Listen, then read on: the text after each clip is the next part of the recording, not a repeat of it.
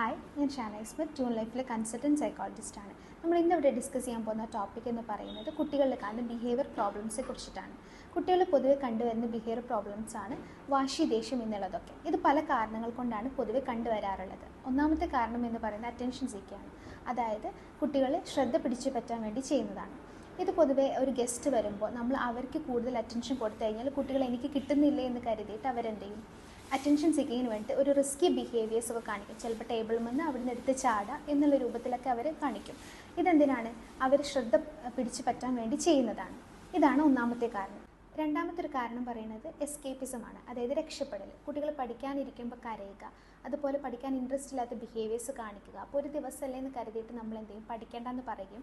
അത് അവരൊരു post reinforcement ആക്കി എടുത്ത് പിന്നീട് അത് ആവർത്തിക്കുകയും ചെയ്യുന്നതാണ് രണ്ടാമത്തെ ഒരു കാരണമായിട്ട് വരുന്നത്. മൂന്നാമത്തെ കാരണം നമ്മൾ പ്രതിഫല വസ്തുക്കൾ നൽകുന്നതാണ്. അതായത് ഇപ്പോൾ നമ്മൾ ഷോപ്പിൻ്റെ മുന്നിലൂടെ പോകുമ്പോൾ കുട്ടി ഈ കളിപ്പാട്ടം വേണമെന്ന് പറഞ്ഞിട്ട് വാശി പിടിക്കുമ്പോൾ നമ്മൾ വേറൊരു വഴി ഇല്ലാത്തതുകൊണ്ട് നമ്മൾ വാങ്ങിച്ചു കൊടുക്കുന്നു. അപ്പോൾ അങ്ങനെ ആകുമ്പോൾ അവർ മനസ്സിലാക്കും, ഓക്കെ, അപ്പോൾ ഞാനിങ്ങനെ വാശി പിടിച്ചാൽ അല്ലെങ്കിൽ ദേഷ്യം പിടിച്ചാൽ എനിക്ക് അവരത് വാങ്ങിച്ചു തരും എന്ന് അവർ മനസ്സിലാക്കുകയും പിന്നീട് അത് ആവർത്തിക്കുകയും ചെയ്യുന്നതാണ് ഒരു ബിഹേവിയർ പ്രോബ്ലമായിട്ട് കാണുന്നത്.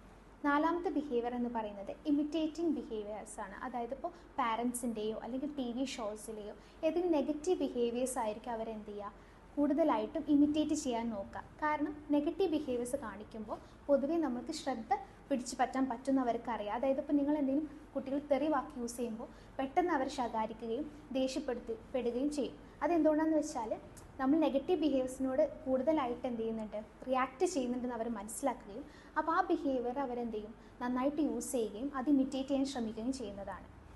ഇത്തരം ബിഹേവിയർ പ്രോബ്ലംസ് കുട്ടികൾ കാണിക്കുന്നുണ്ടെങ്കിൽ നമ്മളൊരു സൈക്കോളജിസ്റ്റിൻ്റെ സഹായം തേടേണ്ടതാണ്. ബിഹേവിയർ തെറാപ്പി മറ്റുള്ള സൈക്കോ തെറാപ്പികളൊക്കെ ഉപയോഗിച്ചുകൊണ്ട് തന്നെ നമുക്ക് ഇത്തരം ബിഹേവിയേഴ്സിനൊക്കെ മാനേജ് ചെയ്യാവുന്നതാണ്.